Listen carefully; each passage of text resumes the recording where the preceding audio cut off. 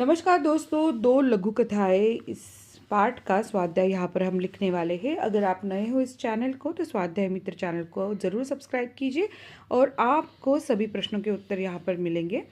श्रवणीय में आप क्वेश्चन पूछा गया है, बालक बालिकाओं से संबंधित कोई ऐतिहासिक कहानी सुनकर उसका रूपांतर संवाद में करके कक्षा में सुनाइए। देखिए बच्चों, प्रश्न पत्रिका में यह प्रश्न हमेशा आता है।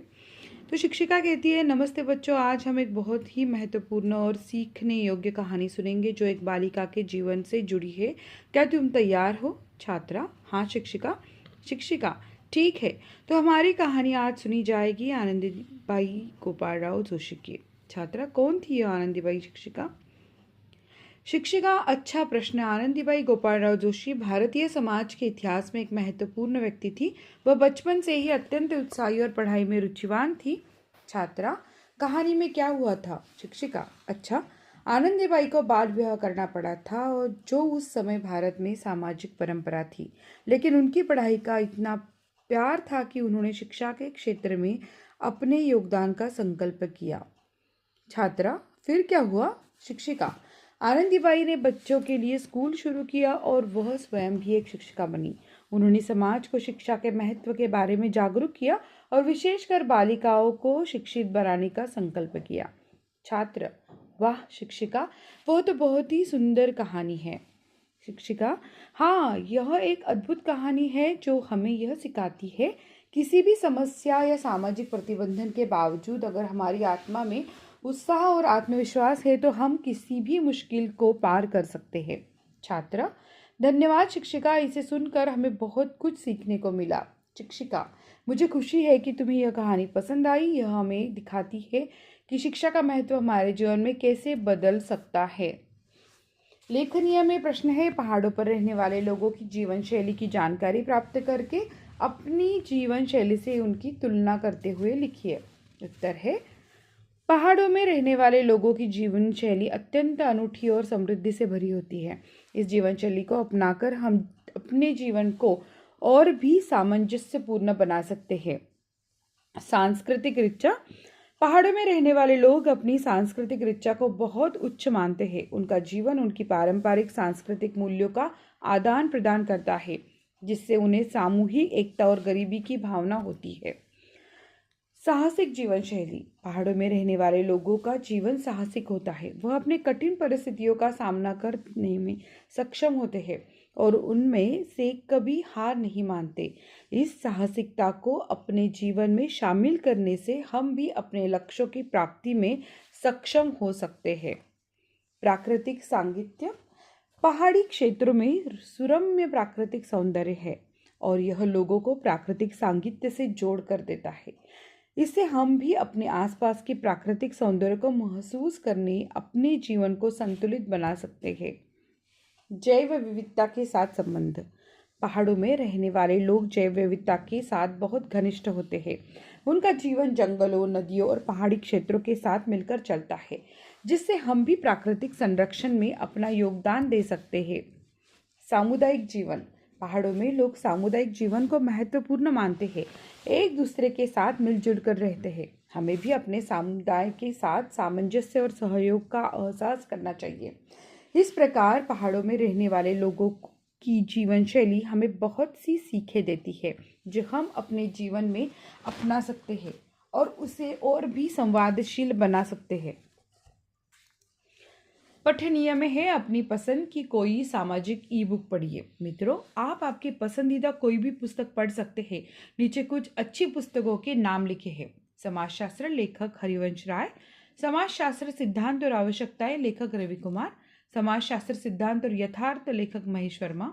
समाजशास्त्र एक परिचय, लेखक सुनील कुमार। भारतीय समाजशास्त्र विचार और प्रक्रिया, लेखक रविंद्रनाथ। संभाषणीय में शहर और महानगर का यांत्रिक जीवन विषय पर बातचीत कीजिए। शिक्षिका, नमस्ते बच्चों, आज हम एक बहुत ही महत्वपूर्ण और रोचक विषय पर चर्चा करेंगे, शहर और महानगर का यांत्रिक जीवन। क्या तुम समझते हो कि शहरों में जीवन कैसा होता है? छात्र एक, शहर में जीवन बहुत ही तेज रहता है। यहाँ बहुत सारी गतिविधियां होती है और सब कुछ बहुत तेज चलता है। छात्र दो, हाँ, और ट्रैफिक भी यहाँ बहुत ही भरा पूरा होता है। लोग रात रात भर काम करते हैं और दिन भर ट्रैफिक में उलझे रहते हैं। शिक्षिका, बहुत सही। शहरों में जीवन के ये तेजी और भरम भरमर वाले पहलू के बारे में हम कुछ और बातचीत करें। जीवन की इस तेज गति में कैसे लोग अपने काम काज और परिवार को संभालते हैं। छात्र 3, शहरी लोगों के पास बहुत सारी सुविधाएं होती है, लेकिन वह अपने काम के चक्कर में बहुत ही व्यस्त रहते हैं। उनका जीवन अधिकांश ऑफिस और व्यापार के आसपास ही घूमता रहता है। छात्र 4, और इसमें एक और बात है कि शहरी लोगों का समय बहुत महत्वपूर्ण है, इसलिए वह तेज जीवन शैली में रहकर अपने लक्ष्यों की प्राप्ति के लिए मेहनत करते हैं। शिक्षिका, बहुत सही बातें कही तुमने, लेकिन क्या तुम्हें लगता है कि शहरी जीवन में कुछ चुनौतियां भी है? छात्र, हाँ, शहरी जीवन में एक बड़ी चुनौती है कि वो लोग बहुत ही तनावपूर्ण होते हैं, क्योंकि वह अपने समय की कमी के चलते परिवार से अलग रहते हैं। छात्र 2, और फिर यहाँ प्रदूषण भी बहुत बड़ी समस्या है। वाहनों और उद्योगों से होने वाले वायु प्रदूषण की वजह से हमें जीवन जीने में कई समस्या हो रही है। शिक्षिका, तुम दोनों ने बहुत ही अच्छे तौर पर बातचीत की है। इससे हम शहर और महानगर के यांत्रिक जीवन की समझ को और भी बढ़ा सकते हैं और इस ओर बढ़ाते हैं और इसके बारे में और जानते हैं। सूचना के अनुसार कृतियां कीजिए। संजाल पूर्ण कीजिए। गर्मी की विशेषताएं: लू चलना, भीषणता, अंगारे सी तपन, उमस होना। उत्तर लिखिए। मौसम ऐसा था, लिजलिजा, घुटन भरा। कारण लिखिए। युवक को पहले नौकरी न मिल सकी। उत्तर है, युवक को पहले नौकरी न मिल सकी क्योंकि हर जगह भ्रष्टाचार रिश्वत का बोलबाला था। आखिरकार अधिकारियों द्वारा युवक का चयन कर लिया गया। उत्तर है, आखिरकार अधिकारियों द्वारा युवक का चयन कर लिया गया क्योंकि भीतर बैठे अधिकारियों ने गंभीरता से विचार विमर्श करने के बाद युवक के सही उत्तर की दाद दी थी। कृति पूर्ण कीजिए। लेखक के मन परिवर्तन के कारण: पहाड़ों पर घूमने में हजारों रुपए खर्च करना, अच्छे होटलों में रुकना, बड़ी दुकानों में दाम पूछे बिना खर्च करना। पहाड़ों पर घूमने हजारों रुपए खर्च करना। प्रवाह तालिका पूर्ण कीजिए। लोग रिश्वत देकर ये लाभ उठाते हैं: रुके हुए कार्य करवाना, दबी हुई फाइलें निकलवाना, चलती हुई पदोन्नति करना, रोकी गई नौकरी प्राप्त करना। अभिव्यक्ति: भ्रष्टाचार एक कलंक विषय पर अपने विचार लिखिए। भ्रष्टाचार का अर्थ है दूषित आचार या जो आचार बिगड़ गया हो। आज हमारे जीवन के हर क्षेत्र में भ्रष्टाचार व्याप्त है। आए दिन नेताओं के भ्रष्टाचार के समाचार आते रहते हैं। भ्रष्टाचार के आरोप में कितने नेता जेल काट रहे हैं। ये जनता के पास पैसे हड़प कर गए हैं, पर इन्हें शर्म तक नहीं आती। आज हमारे देश में तेजी से भोगवादी संस्कृति फैल रही है। लोगों में रातों रात धनवान बनने की लालसा जोर पकड़ रही है। चारों ओर धन बटोरने के लिए धोखाधड़ी, छल कपट किए जा रहे हैं। अपनी भौतिक समृद्धि बढ़ाने के लिए लोगों ने भ्रष्टाचार को शिष्टाचार बना लिया है। छोटे से छोटे काम के लिए लोगों को रिश्वत का सहारा लेना पड़ता है। शिक्षा का पवित्र क्षेत्र भी इससे अछूता नहीं रह गया है। लोगों में देशभक्ति और कर्तव्य निष्ठा की भावना घटती जा रही है। भ्रष्टाचार राष्ट्रीय जीवन के लिए अभिशाप बन गया है। हमें आत्मनिरीक्षण करने की आवश्यकता है। भ्रष्टाचार का एक कलंक है, एक कलंक को मिटाना जरूरी है। हम सबको इसके लिए निष्ठापूर्ण कार्य करने की जरूरत है। प्रश्न 1, भाषा बिंदु में अर्थ के आधार पर निम्न वाक्य के भेद लिखिए। क्या पैसा कमाने के लिए गलत रास्ता चुनना उचित है? प्रश्नवाचक वाक्य। इस वर्ष भीषण गर्मी पड़ रही थी। विधानवाचक वाक्य। आप उन गहनों की चिंता न करें। निषेधवाचक वाक्य। सुनील, जरा ड्राइवर को बुलाओ। आज्ञावाचक वाक्य। अपने समय के लेखकों में आप किन्हें पसंद करते हैं? प्रश्नवाचक वाक्य। सैकड़ों मनुष्यों ने भोजन किया। विधानवाचक वाक्य। हाय, कितनी निर्दयी हूं मैं। विस्मयादि बोधक वाक्य। काकी, उठो, भोजन कर लो। आज्ञावाचक वाक्य। वाह, कैसी सुगंध है। इसमें आदि बोधक वाक्य। तुम्हारी बात मुझे अच्छी नहीं लगी। निषेधवाचक वाक्य। प्रश्न 2, कोष्टक की सूचना के अनुसार निम्न वाक्यों में अर्थ के आधार पर परिवर्तन कीजिए। थोड़ी बातें हुई, निषेधार्थक वाक्य, थोड़ी भी बातें नहीं हुई। मानू इतना ही बोल सकी, प्रश्नार्थक वाक्य, क्या मानू इतना ही बोल सकी। मैं आज रात का खाना नहीं खाऊंगा, विधानार्थक वाक्य, मैं आज रात का खाना खाऊंगा। गाय ने दूध देना बंद कर दिया, विस्मयार्थक वाक्य, अरे गाय ने दूध देना बंद कर दिया। तुम्हें अपना ख्याल रखना चाहिए, अज्ञार्थक वाक्य, तुम अपना ख्याल रखो। प्रश्न 3, प्रथम इकाई के पाठों में से अर्थ के आधार पर विभिन्न प्रकार के 5 वाक्य ढूंढकर लिखिए।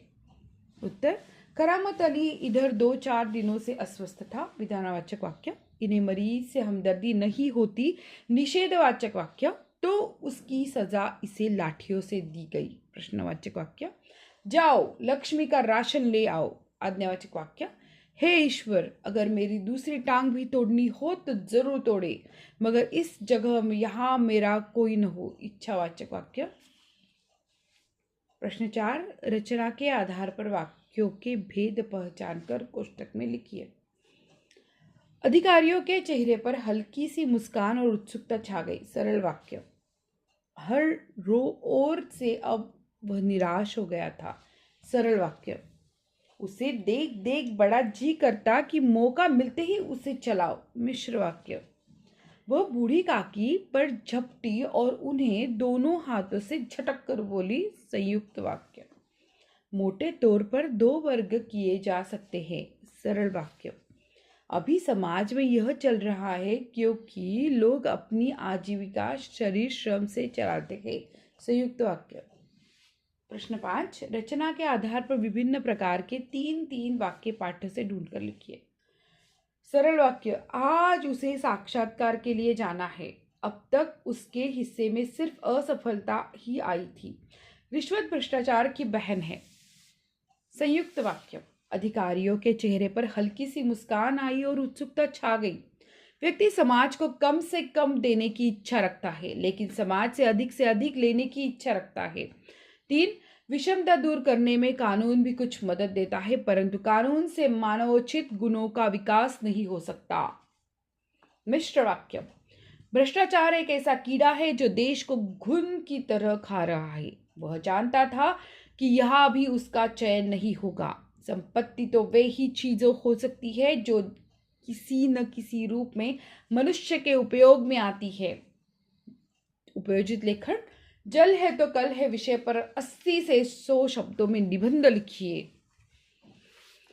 जल है तो कल विषय पर निबंध, जल हमारे जीवन के लिए एक अभूतपूर्व और महत्वपूर्ण संसाधन है, यह हमारी सृष्टि का आधार है और सभी प्राणियों के लिए एक अत्यंत आवश्यक है, जल से जीवन का चक्कर चलता है, यह सतत सबके जीवन में उपयोग होता है, हमें जल की सही तरीके से उपयोग करना चाहिए ताकि यह रास्ते सुरक्षित और परेशानी मुक्त रहे।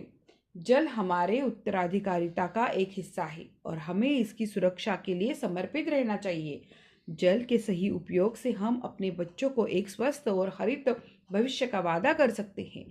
जल हमारी खेती, उद्योग और घरेलू उपयोग के लिए अत्यंत महत्वपूर्ण है, लेकिन जल संकट के साथ हमें अब इसे सही तरीके से बचाने और पुनः सजीव करने का प्रयास करना होगा। बर्फ, बारिश और समुद्र से हमें पर्याप्त जल मिलता है, लेकिन हमें इसे सही से बचाने का अभ्यास करना चाहिए। जल से जुड़े हमारे अन्य स्रोतों को भी हमें सुरक्षित रखना चाहिए ताकि हमें यह निश्चित हो कि आने वाली पीढ़ियां भी इस सुंदर प्राकृतिक संसाधन का उपयोग कर सके।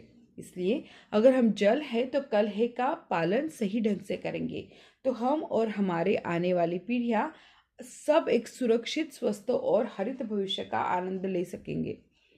धन्यवाद दोस्तों। अगर यह वीडियो आपको अच्छा लगता है तो ज़रूर इस चैनल को सब्सक्राइब कीजिए और ज़्यादा से ज़्यादा अपने दोस्तों में यह वीडियो शेयर कीजिए ताकि हमें अच्छा सपोर्ट मिले।